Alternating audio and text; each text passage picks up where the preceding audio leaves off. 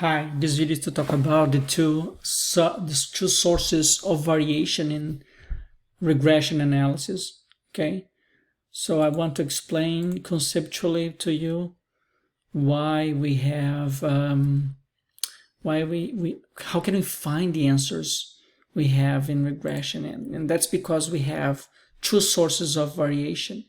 Remember from chapter 13 in ANOVA that we also had two sources of variation within and between variance. Now we have variance because of the regression model we have. That's one source of variability. And we have the errors that we have, okay? So these two sources of variation in regression analysis is what causes what results our parameters, our coefficients that we find B0, B1, and the error. Here's one example about how you can go over the two sources. I'm not going over with you on this exercise because it's too much, but I'm gonna show you one applet in our MindTap book that helps you understand the concept of sum of squares. Okay, so if you go to chapter 14.2, section 4.2, we have here exploring statistics activity. Let me show you using the Armand's restaurant example we have been working on. So you can play yourself at home, and what this is showing us is that, this is the quarterly sales. Okay, and that's the restaurant, the Armand restaurant. Remember that we have each one of these dots represent the combination of one restaurant.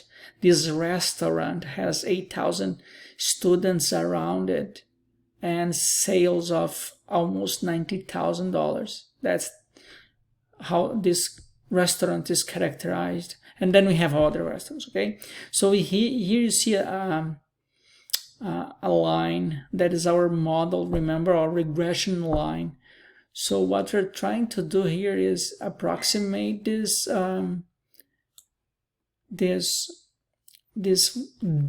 dots, and I'm going to show you another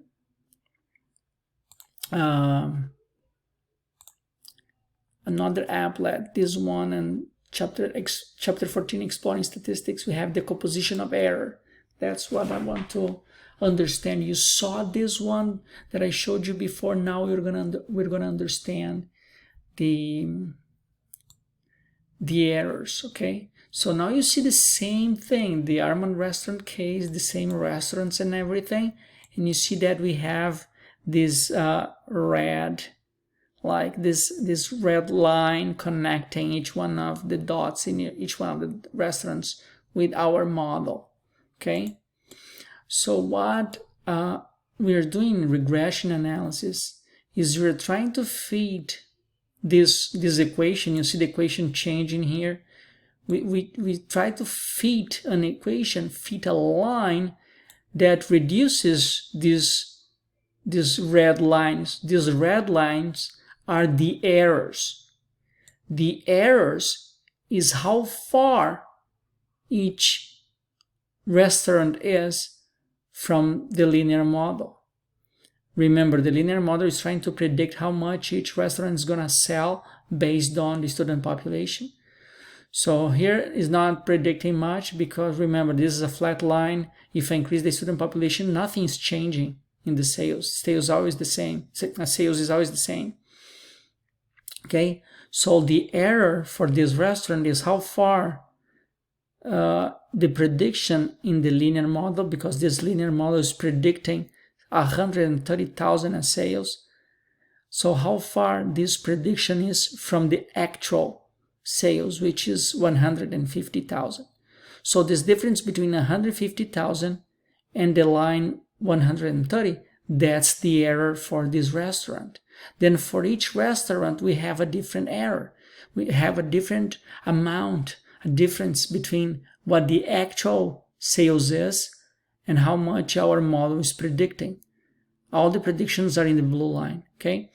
So if we change this model, if we change the slope of this line, we find a better fit, and then we reduce this red distance, we reduce the error in what the model is predicting and what the actual sales are.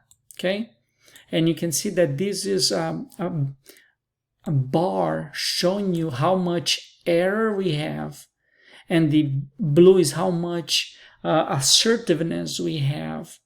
Okay, so the more the closer we are with the actual data, the higher the assertiveness and the less the error. Okay, so you see then, now can you understand conceptually that we have two sources of variability? One source is the errors. One source is the errors. Each one of these red bars is the errors. And then another one is the source of regression, which is the blue line. The blue line is our assertiveness. Okay? So the higher the assertiveness, which is in blue here, less mistake. Less assertiveness, more error, more mistake. Okay? So these are the two sources of variation in regression analysis, and we're going to talk about the coefficient of determination in a new video, in another video. But I want you to understand this sum of square regression. So it sums the square differences between the average value of the dependent variable and the predicted values. So this is like, what it's really doing is getting these blue lines, squaring them and summing them.